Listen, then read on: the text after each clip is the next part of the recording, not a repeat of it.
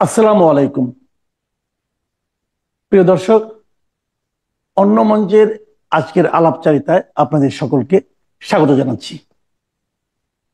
আজ আমাদের সঙ্গে উপস্থিত রয়েছেন নদী রক্ষা কমিশনের সাবেক চেয়ারম্যান ডক্টর মঞ্জুর আহমেদ চৌধুরী।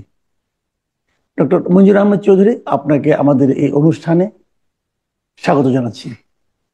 ধন্যবাদ। জনাব মঞ্জুর আহমেদ চৌধুরী, আমি আজকে আসলে আপনার সঙ্গে আলোচনাটা শুরু করার আগেই আমার একটা চিন্তা ছিল যে আপনাকে আমি জিজ্ঞাসা করব, আপনার কাছে জানতে চাইবো যে বাংলাদেশের সামগ্রিকভাবে বর্তমানে যে পরিস্থিতি বিরাজ করছে এটাকে আপনি কিভাবে দেখছেন। কিন্তু আপনার সঙ্গে আলোচনা শুরুর একটু আগে আমি অনলাইনে আহ, নোবেল বিজয়ী, অর্থনীতিতে নোবেল বিজয়ী অমর্ত্য সেনের একটা ইন্টারভিউ দেখলাম এবং সেই ইন্টারভিউ অনেক কথা উনি বলেছেন। উনি এক জায়গায় উনি মানে ওই ইন্টারভিউটা শিরোনাম করা হয়েছে, যে পত্রিকায় আমি দেখেছি তার শিরোনাম করেছে, আমি বাংলাদেশ নিয়ে উদ্বিগ্ন তবে আশাহীন নই। এই হলো অমর্ত্য সেনের বক্তব্য। তো আশা তো সবাই দেখে, সমুদ্রে পড়ে গেলেও তো খড়কুটো দেখলেও আশা করে, কিন্তু উদ্বেগটা আমাকে স্পর্শ করেছে যে উনিও উদ্বিগ্ন আমাদের দেশ নিয়ে। আপনি কি, আপনিও কি উদ্বিগ্ন নাকি প্রচন্ড আশাবাদী? না, আশাবাদী তো আমরা আমাদের থাকতেই হবে, বাধ্যতামূলক। আশাবাদী না হলে তো আমাদের চলবে না। তবে আমি উদ্বিগ্ন এবং আমি অনেক ক্ষেত্রেই হতাশ এবং আমি চিন্তা যুক্ত অন্যান্য আহ, বাংলাদেশের অন্যান্য নাগরিকের মতো। শুধু উদ্বিগ্নই না, আমাদের সামনে একটা বড় ধরনের ঝড় ঝাপটা আছে, এইটা ভেবে আমি খুবই চিন্তিত। তার যদি আপনি জানতে চান যে কেন চিন্তিত, আহ, কেন উদ্বিগ্ন, তার একটা কারণ হচ্ছে যে আহ, বাংলাদেশে বর্তমানে যে আইন শৃঙ্খলা পরিস্থিতি, যে বিরাজমান পরিস্থিতি, এটা মাৎসন্যয় পরিস্থিতির সমান। এইখানে আপনি দেখেন যে শিক্ষাঙ্গনে একটা নৈরাজ্যকর অবস্থা আহ, চলছে। ব্যবসা বাণিজ্য যেখানেই আমরা শুনি সেখানে ব্যাপকভাবে চাঁদাবাজি হচ্ছে। দুর্নীতির অবস্থা আগের থেকে একটু কমে নাই। এখন ওপেনলি এই একজন অ্যাডভাইজারের কথা শুনলাম, আমি বলি, মোস্তফা আহ, ফারুকী। উনি টাকা দাবি করেছেন এই বাংলা একাডেমির ডিজির কাছ থেকে, উইদাউট এনি লেটার। সেটা নিয়ে উনি রিজাইন করছেন, অর্থাৎ সরাসরি খোলাখুলি আহ, দুর্নীতিতে জড়িয়ে গেছেন। অনেকের কথা শোনা যায় আড়ালে আবডালে। এই পরিপ্রেক্ষিতে গতকাল একটা না, নতুন আমি এখানে মাঝখানে থামাই, এ ব্যাপারে কিন্তু মোস্তফা সরোয়ার ফারুকীও একটা ব্যাখ্যা দিয়েছেন। তো ব্যাখ্যাটা আপনার চোখে পড়েছে কিনা আমি জানি না। আমি ব্যাখ্যা উনি একটা ব্যাখ্যা দিয়েছি, দিয়েছেন। আমি সে ব্যাখ্যা দেখেছি। সে ব্যাখ্যায় আহ, অন্যান্যের মতো আমিও কেউ সন্তুষ্ট না। উনি সেখানে আচ্ছা। বলছেন যে এই ডক্টর ডিজি সাহেব জামিল আহমেদ। সৈয়দ জামিল আহমেদ, আহ, হুম। উনি আহ, আহ, সে খাপ খাওয়াতে পারছেন না, সমন্বয় করে চলতে পারছেন না। এটা খুবই একটা ডেঞ্জারাস কথা, যে অন্যান্যদের সাথে সমন্বয় করা মানে কি দুর্নীতি করা। উনি যে টাকা চাইছেন কোন রকমের আহ চিঠি ছাড়া ওখান থেকে একটা প্রজেক্টের জন্য, এটাতে প্রকাশ পায় উনি একেবারে এই সরকারি কর্মকাণ্ড সম্বন্ধে একজন নাবালক না, একজন নালায়েক লোক। অথবা উনি জানেন উনি সেইখানে দুর্নীতি করতে চাইছেন। এটা সম্পূর্ণভাবে দুদকের টেক ওভার করা উচিত এবং ইনভেস্টিগেট করা উচিত। উনি ফোনে কি বলেছেন এবং অন্যান্য জায়গায় উনি দুর্নীতি করছেন কিনা, আহ, ততক্ষণে ততদিনে ওনার রিজাইন করে বাইরে থাকা উচিত, কারণ উনি যাতে প্রভাব বিঘ্নিত না করতে পারেন। কিন্তু এটা তো হবে না, এটা তো হবে না। অর্থাৎ আমরা যে শেখ হাসিনার আমলে যে দুর্নীতির কথা সবসময় শুনতাম, দেখতাম, এখানে আমরা দেখতাম, সেই জিনিসটা কিন্তু এই 6 মাসের মধ্যে এই উপদেষ্টা মন্ডলী রপ্ত করে নিয়েছেন, এই সরকার রপ্ত করে নিয়েছেন। আচ্ছা, আপনি কি আমি খেয়াল যেটা করেছেন, আপনি কি একটা জিনিস খেয়াল করেছেন, দু তিন দিন আগে ট্রান্সপারেন্সি ইন্টারন্যাশনাল বাংলাদেশ, টিআইবির যিনি চেয়ারম্যান আছেন, ইফতেখারুল জামান ইফতেখারুজ্জামান, সাহেব, উনিও কিন্তু আপনার এই বৈষম্য বিরোধী ছাত্র আন্দোলনের যারা নাকি নেতা অথবা যারা নাকি ওইভাবে পরিচয় দিচ্ছেন তাদের দুর্নীতির ব্যাপারে কিন্তু উনি প্রকাশ্যে কিছু অভিযোগ তুলেছেন। ওটা কি আপনার চোখে পড়েছিল? হ্যাঁ, আমি এটা দেখেছি শুধু টিআইবি না, অনেকেই এই অভিযোগ তুলছেন। আমি আপনাকে একটা অবভিয়াসলি একটা জিনিস বলি, গতকাল যে আপনার এদের যে এটা হইলো, আহ, নতুন যে দল, জাতীয় নাগরিক পার্টি, জাতীয় জি। নাগরিক পার্টির যে আহ, মানে তারা যে ইনসেপশন, তারা আত্মপ্রকাশ করলেন, সেটা ব্যাপক আয়োজন। সে আয়োজন পরশুদিন। কমপক্ষে পরশুদিন রাইট। ব্যাপক আয়োজন। সেই আয়োজন যদি আপনি দেখেন যে কমপক্ষে 5 কোটি টাকা লাগছে, মিনিমাম মিনিমাম, তারও বেশি। আপনার যে এই এই সিস্টেম যেটা, মানে সাউন্ড সিস্টেমে তো লাখ লাখ টাকা লাগে, 50, 60, 70 লাখ টাকা লেগে যায়। এটা করতে পারে, নতুন ভাবে করছেন, তাদের জনসমর্থন আছেন। কিন্তু এই টাকাটার উৎস কি, যেটা আপনিও অনেকবার বলেছেন, শুধু আপনি না, অনেকেই, টাকাটার উৎস কি? আমরা জানি যে জাতীয় পার্টি বলেন, বিএনপি বলেন, আওয়ামী লীগ বলেন, তারা এই ধরনের অনুষ্ঠান করছে, টাকার উৎস তাদের কাছে কেউ জানতে চায় নাই। আমরা এদের কাছে কেন জানতে চাচ্ছি? কারণ এরা হচ্ছে একটা নতুন দল, এরা একটা অসাধারণ কাজ করছেন। যারা এই এই ধরনের কাজকর্ম যারা করছে, তাদেরকে তারা উৎখাত করে দিয়েছেন। তারা স্বচ্ছ থাকবেন, তাদের ভিতরে স্বচ্ছতা আমরা আশা করি। এবং সবচেয়ে বেশি যে এই নতুন দলটা, এই নতুন এই যে তরুণদের কাছ থেকে আমার প্রত্যাশা ছিল যে তারা বাংলাদেশের থেকে দুর্নীতি, অনিয়ম, তারপরে আপনার এই যে এই দুঃশাসন, দুর্নীতি, এগুলির বিরুদ্ধে ব্যাপক একটা অভিযান, ব্যাপক একটা প্রচারণা, ব্যাপক একটা ক্যাম্পেইন চালাবে। সেই ক্যাম্পেইনে বাংলাদেশ বিশুদ্ধ হবে, পরিশুদ্ধিত হবে। সেই পরিশুদ্ধিত পরিস্থিতিতে নির্বাচন হবে। সেই নির্বাচন হবে আপনার স্বচ্ছ, ফ্রি, ফেয়ার, দুর্নীতিমুক্ত। সবাই বলে নির্বাচনে তো দুর্নীতি হয়, টাকা দেয়া হয়, টাকা দিয়ে ভোট কেনা হয়, বিভিন্ন লেভেলের দুর্নীতি হয়। সেই দুর্নীতিমুক্ত একটা ইলেকশন হবে। তাতে যে দল আসবে, সেই দল বাংলাদেশকে নতুন ধাপে নিয়ে যাবে। আমরা যে ক্লেদাক্ত পরিবেশের এই দেখলাম, শুধু যে গত 16 বছর তা না, তার আগের থেকে আমরা দেখেছি যে দুর্নীতি কুরে কুরে খাচ্ছে, এটা একটা ক্যান্সারের মতো হয়ে গেছে। তার বিরুদ্ধে কোনো কথা নাই। এখন এই যে তারা এই আপনার এই অনুষ্ঠানটা করলো, এর টাকার সোর্স কিন্তু তারা বলছে না। আপনি বলেছেন, আপনার মতো আরো অনেকেই যারা সোশ্যাল মিডিয়াতে মানে কথা বলেছেন, আমিও এখন বলতেছি, কিন্তু আচ্ছা, এরা আরেকটা তো জিনিস আপনি কোনো আমাকে এই উত্তর কথাটা দেয় একটু না। বলেন, আমার আমার এই ব্যাপার নিয়ে আমার মনে একটা প্রশ্ন আসছে যে এত জাঁকজমকপূর্ণ সমাবেশ না করলে কি চলতো না? সেটা আহ, চলতো, কিন্তু এরা গেছে ওই ইসে যে ট্রাডিশনাল যে আওয়ামী হুম। লীগ, বিএনপি, তারপরে জাতীয় পার্টি যেভাবে করে, এরাও সেইভাবে, সেই পথেই এরা হাঁটছে। এটা তো আমরা তাদের কাছ থেকে আশা করি না। এখানে যদি তারা সাধারণভাবে অনুষ্ঠানটা করতেন, এবং তাতে যে টাকা লাগে সেই টাকা যদি স্বচ্ছ প্রক্রিয়ায় তারা মানে সংগ্রহ করতেন, আমরা তাকে বাহবা দিতাম। আমরা কিন্তু এই জাঁকজমকপূর্ণ এই কার্পেট বলেন, এটা বলেন, এটা আমরা লাইক করি না। আমরা চাই যে তারা বাংলাদেশকে পরিশুদ্ধ করবেন। এইখানে যে আজকে যে দুর্নীতি হয়, ব্যাপক দুর্নীতি হয়, একটু দুর্নীতি কমে নাই। টিআইবি তে বলছে যে দুর্নীতি আগে থেকে কমে নাই, ক্ষেত্র বিশেষে হয়তো বাড়ছে। এখন এই জিনিস থেকে আপনি কিভাবে এর থেকে পরিত্রাণ পাবেন, সেইটাই কিন্তু আমাকে মানে চিন্তিত করে, আমাকে ভাবিত করে। আচ্ছা, এমনিতে আপনি এই যেমন দুর্নীতির কথা আপনি যেটা বললেন, সমাজে নিশ্চয়ই নেতিবাচক প্রভাব পড়ছে, আবার চাঁদাবাজিও যাচ্ছে জানা যাচ্ছে। এবং অধিকাংশ ক্ষেত্রে আমি যতটুকু খবর জানি, চাঁদাবাজির সঙ্গে কিন্তু আবার বেশি জড়িত হয়ে পড়েছে বিএনপি দলীয় বিভিন্ন রকম স্থানীয় পর্যায়ের নেতাকর্মীরা। এবং বিএনপি চেষ্টা করছে, তারা বিভিন্ন অনেকে যে বিরুদ্ধে ওনারা বহিষ্কার করছে, অনেকের বিরুদ্ধে মামলাও করছে। বিএনপি নিজের লোকের বিরুদ্ধেই নিজেরাই মামলা করছে।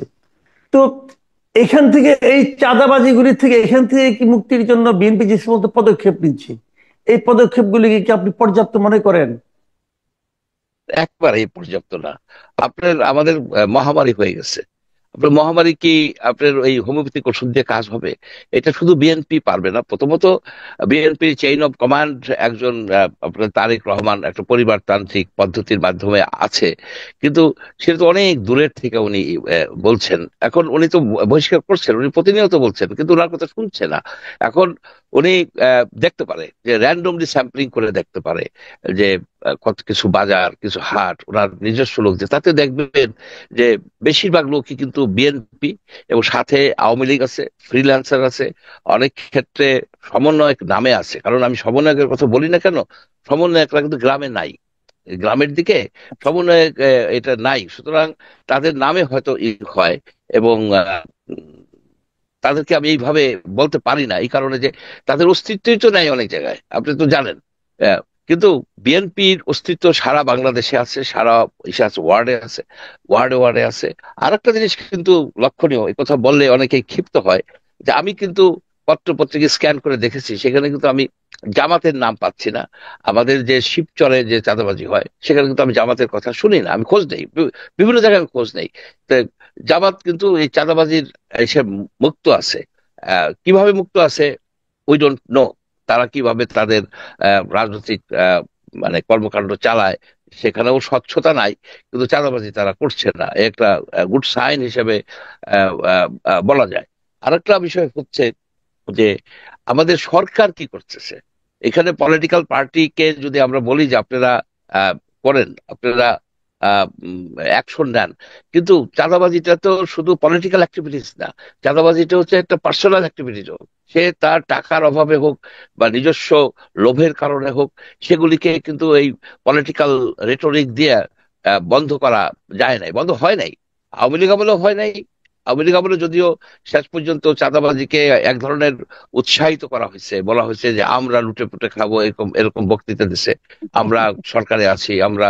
আমি সেই শুনেছি যে চাঁদাবাজির পক্ষে জোরালো মাইকে বক্তৃতা দিচ্ছেন সেই ব্যক্তি, কিন্তু তার পদ হারান নাই, কিন্তু তার পদ কিন্তু হারান হুম। নাই। 400 কোটি টাকার পিয়ন, তাকে কিন্তু সেটা ফৌজদারি অপরাধ, তাকে কিন্তু তৎকালীন প্রধানমন্ত্রী শেখ আচ্ছা, হাসিনা এখন কথা শুধুমাত্র। হলো কি, আমি এখানে একটু থামাচ্ছি। এখন কথা হলো কি, যেগুলি চলছে, আপনি তো সমাজে যে অস্থিরতা এবং যেগুলি দেখে আপনিও উদ্বিগ্ন হচ্ছেন সেগুলি বলছেন, বাট এখান থেকে মুক্তির উপায় কি? মানে সরকারের কি কোনো ভূমিকা নাই? সরকার কি করছে আপনার মনে হয়? কি সরকারের কাজকর্ম যেগুলি করছে এগুলো থামানোর জন্য অথবা একটা সুবাতাস বইয়ে দেওয়ার জন্য, সেটা কি সরকার পারছে? যদি এটা না পারে তাহলে দেশের অবস্থা তাহলে কোন দিকে যাচ্ছে?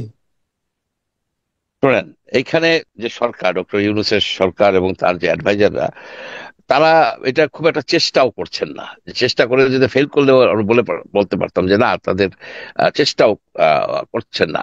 আপনার এই যে অ্যাডভাইজার গুলি তারা কিন্তু আহ, এ, মানে তাদের কুম্ভকর্ণের ঘুম ভাঙে না। একজনের ঘুম ভাঙছে রাত্রি 3:30টার সময়, সে ওইখানে আপনার দুঃস্বপ্ন দেখে হোক যেভাবেই হোক, সে কিন্তু একটা প্রেস কনফারেন্স করতে গেছে। শুনলাম যে 4 জন সাংবাদিক আবার এই ছিনতাইকারীর কবলেও পড়ছিল সেই রাত্রে। একটা উদ্ভট, একটা মানে পাগলাটে কর্মকাণ্ড আহ, হচ্ছে এইখানে।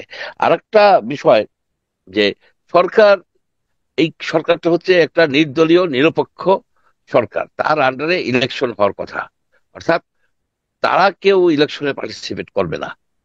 এখন এই এই যে যে একটা নতুন পার্টি হয়েছে, পার্টিটা হচ্ছে ডক্টর মোহাম্মদ ইউনূসের প্রেরণায়, ওনার প্রেরণায় কিন্তু এই পার্টিটা হয়েছে। যে পার্টিটাকে অনেকে কিংস পার্টি বলছে।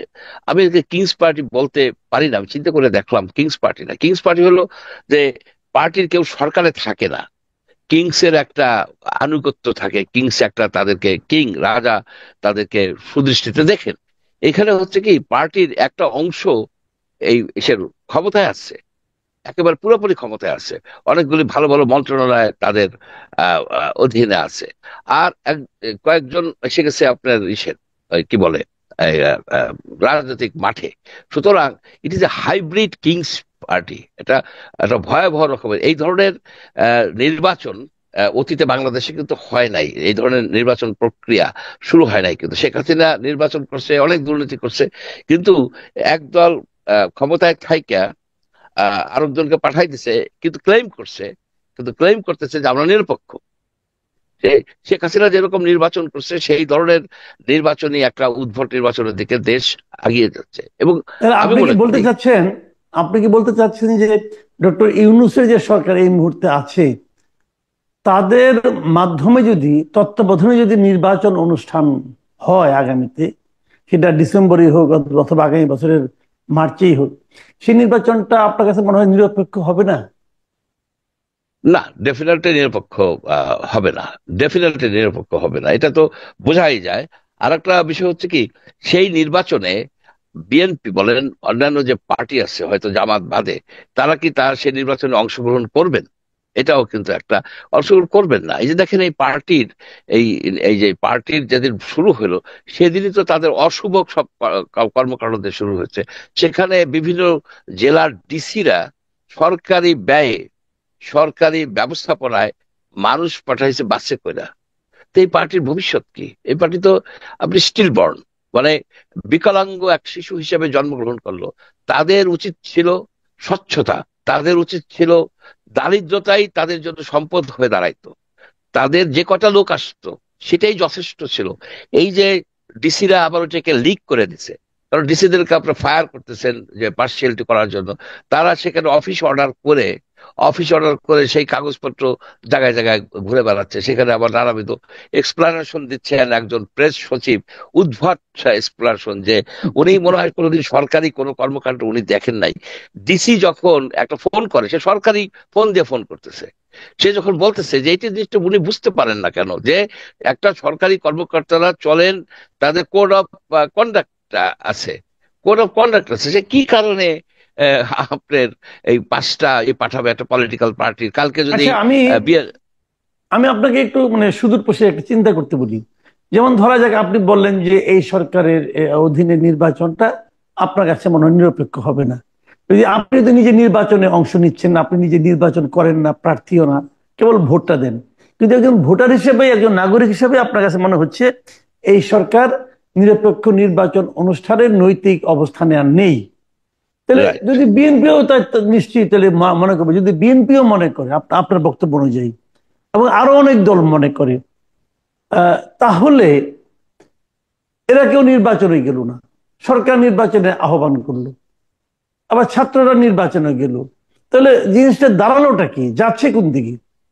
আবার আওয়ামী লীগের সেখানে ভবিষ্যৎ কি হবে সেটা নিয়েও প্রশ্ন আছে। তো আবার ওইদিকে অমর্ত্য সেন দিয়ে শুরু করেছিলাম, অমর্ত্য সেন দিয়ে শেষ করি। অমর্ত্য সেনও কিন্তু বলছে যে যদি আপনি আওয়ামী লীগকে নির্বাচনের বাইরে রাখেন, তাহলে আওয়ামী লীগের বিরুদ্ধে যে অভিযোগটা আমরা সবাই করতাম সেটা কিন্তু এই সরকারের বিরুদ্ধে উঠবে। এই সামগ্রিক অবস্থায় আপনি কি দেখেন ভবিষ্যৎটা, একটু শুনুন, সংক্ষেপে যদি বলেন ভাই। আওয়ামী লীগের কথাটা বাদ রাখেন। আওয়ামী লীগ যেসব দুষ্কর্ম করছে, তাকে যদি নির্বাচন থেকে বাদও দিয়ে দেয়, যে জনগণ কিন্তু খুব যে খুব কান্নাকাটি করবে তা না। এটাও ঠিক যে আওয়ামী লীগ বহু হুম। দুষ্কর্ম করছে। তারা অলরেডি বিক্রি হয়ে যাচ্ছে বিভিন্ন, তাদের নৈতিকতাহীন হয়ে গেছে এই পলিটিক্যাল। আওয়ামী লীগের যে দলীয় যারা দলে ছিল, দলের মানে আহ, আহ, মানে পোস্টে ছিল, কমিটিতে হুম। ছিল, এই হুম। লোকগুলি হইতেছে প্রায় 25 লক্ষ। এই লোকগুলি বহু রকমের অপরাধ করছে। এদেরকে অ্যাকচুয়ালি রাজনীতির বাইরে রাখা উচিত 5-10 বছরের জন্য, তারা যেন কোনো ইলেকশন করতে না পারে। কিন্তু এটা যদি বাদ রাখেন এই প্রশ্ন, মেইন প্রশ্নটা হচ্ছে কি, যদি বিএনপি নির্বাচনে না যায়, অন্যান্য দল না যায়, এই এই যে এই দল জামাত আর এই নতুন দল এরা মিলে যদি একটা নির্বাচন করে, তখন এটা কিন্তু কনস্টিটিউশনাল ক্রাইসিসের দিকে দেশ চলে যাবে। এমনকি আপনার এটাকে ভাবা খুব একটা দূরবর্তী ভাবনা হবে না যে সিভিল ওয়ারের দিকে চলে যেতে পারে। কারণ আপনি দেখেন যে 6,000 অস্ত্র আপনার লুট হয়ে গেছে, সেই অস্ত্র উদ্ধার হয় নাই। আওয়ামী লীগের যারা এমপি বলেন, আপনার মন্ত্রী বলেন, আহ, উপজেলা চেয়ারম্যান বলেন, পৌরসভার চেয়ারম্যান বলেন, এদের কিন্তু প্রচুর অস্ত্র। এক একজনের 10টা 12টা করে অস্ত্র, তাদের ড্রাইভারের নামে অস্ত্র, তারা 3টে করে অস্ত্র। সেই সব অস্ত্র কিন্তু উদ্ধার করা হয় নাই। মানে শুনেছি লাইসেন্স, লাইসেন্স করা অস্ত্র। লাইসেন্স, লাইসেন্স করা অস্ত্র।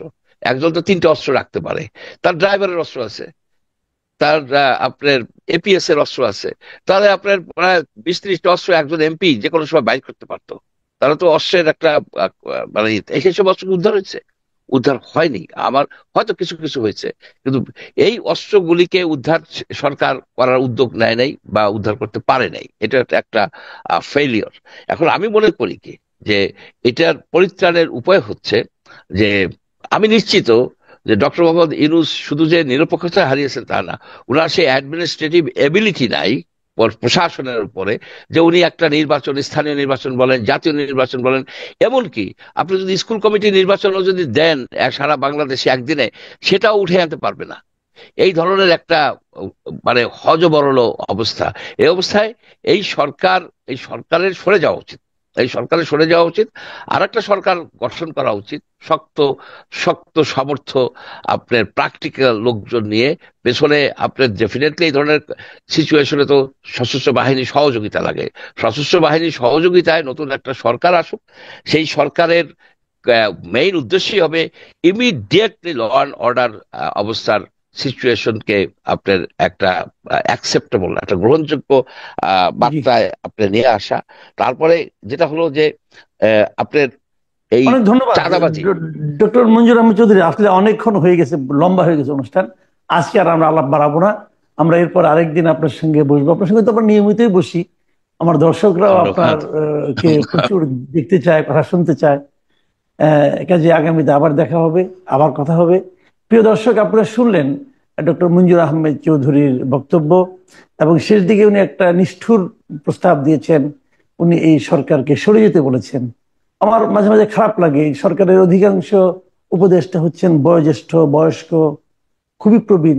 এই যে উনি সরে যেতে বললেন, এই যে নিষ্ঠুর একটা প্রস্তাব দিলেন, এতে ওনারা মাইন্ড করবেন না, ওনারা তো দুঃখ পাবেন। এই বয়স্ক লোকদের উনি দুঃখ দিতে চান। আপনাদের কি মতামত সেটাও আপনারা জানান। আজ এ পর্যন্তই। আল্লাহ হাফিজ।